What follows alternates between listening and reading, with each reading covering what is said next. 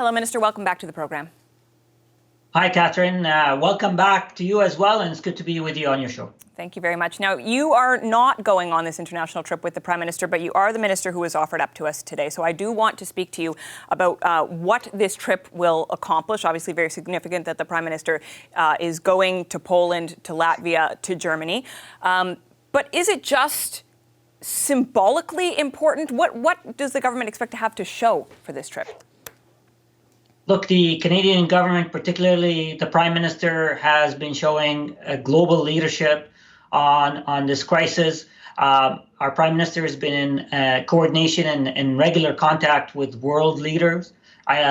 His trip next week is incredibly important for him to be on the ground, speaking face to face with other world leaders who are coordinating together to stand united against the Russian aggression. So it is incredibly important, not only symbolically, but logistically, and also to advance the issue of European and North American unity in responding to Vladimir Putin's aggression.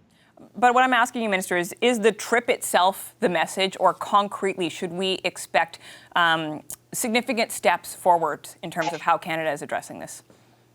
Well, as you've been seeing over the last week or so, that Canada has been putting forward ideas and implementing measures in consultation with our allies. So, and these measures are changing and increasing every day. And I suspect the Prime Minister is going to discuss additional measures that we can work together on them with our allies.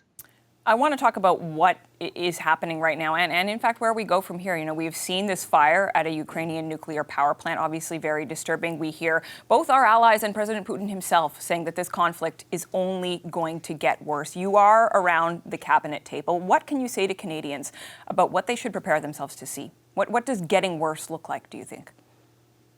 Well, look, I know Canadians are quite anxious and horrified by what's happening. We are all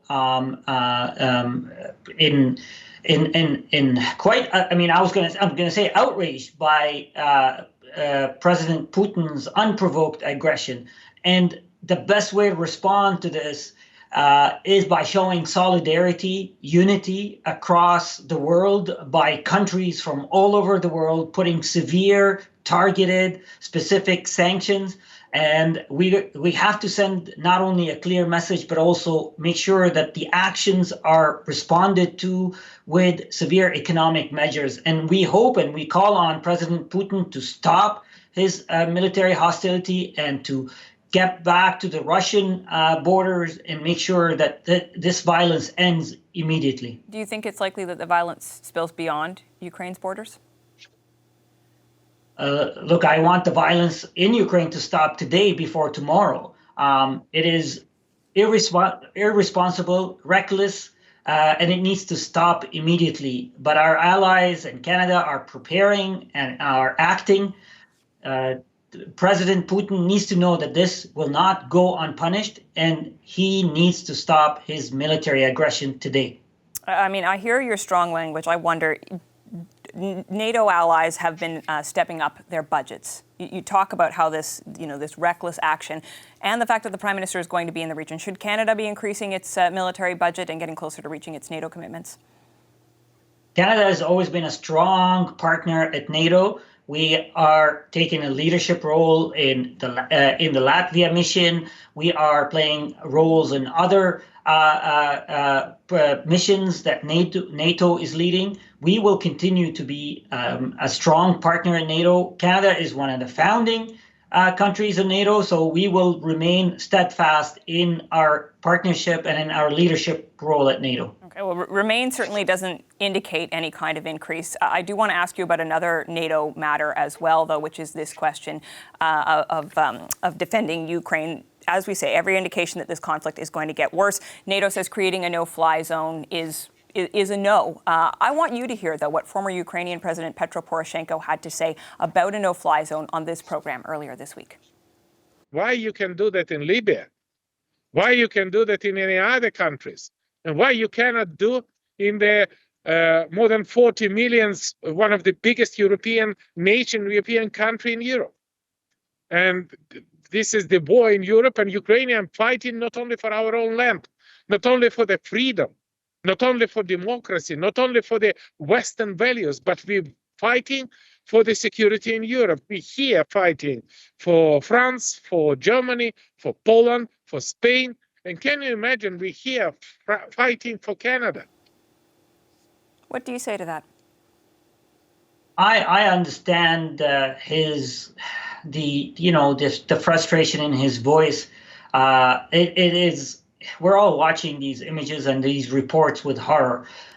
Canada and NATO are doing everything we can to end the military aggression today. And we are using targeted, severe economic sanctions that have caused an impact today. We know that the Russian economy is being crippled. We think it's really important for Vladimir Putin to stop his aggression, and escalating it where it leads into a conflict between NATO and Russia is something that is something we all want to avoid, but we also want to stop the Russian aggression in Ukraine, and we will continue to consult with our allies to do what it takes. And right now, the responsible, impactful thing to do is to continue to tailor and customize these severe economic measures that are having an impact. One aspect of this conflict that does touch your portfolio is, of course, your announcement earlier this week, a ban of Russian vessels from entering Canadian ports and waters. When, can we now say what day that is expected to take effect? So we've taken swift and decisive action to ban Russian flights from Canadian airspace, and equally, we've taken a decision to ban Russian flagged and owned ships and boats from Canadian waters. The announcement was made earlier this week. The order will be signed in the coming hours, but we've made it very clear this is our measure, and we've notified any potential Russian ships that are coming to our waters not to do so.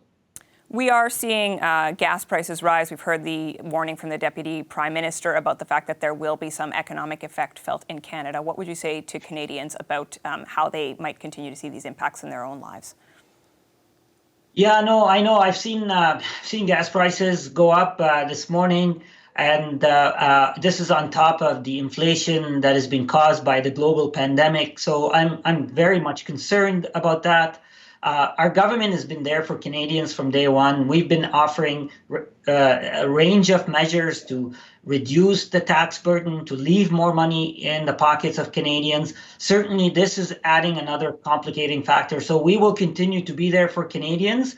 But we know that the military hostility in Europe right now has added another dimension to pressure and increase oil prices. Well, I hear you saying we want to help Canadians, but I don't hear you saying specifically how that might happen. Will there be help for Canadians when it comes to the price of gas? Well, I mean, let's be clear.